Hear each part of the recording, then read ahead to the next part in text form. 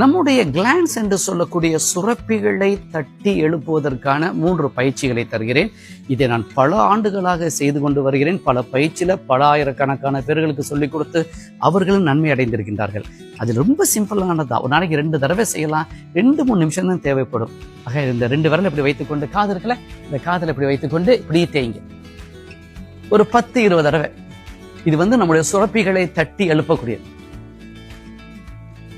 செய்த பிறகு கையை ஏதாவது ஒரு கை எடுத்துக்கொண்டு கழுத்து இருக்குல்ல, கழுத்துக்கு பின்பக்கம் கழுத்தை இங்கே நல்லா தேய்ங்க.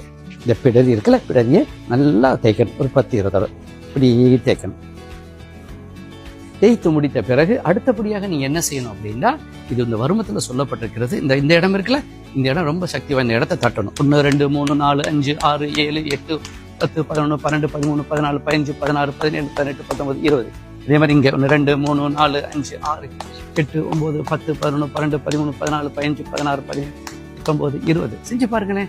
காதுக்கு அடுத்து இந்த பிடரியில, அடுத்தபடியாக இந்த இடத்துல. அவ்வளவுதான். ஒரு 2 நிமிஷம் பிடிக்குமா? செய்து பாருங்க. இதை நீங்க செய்துக்கிட்டு வந்தீர்கள் என்றால் இது உங்களுக்கு என்ன செய்யணுமோ அதை செய்து விடும்.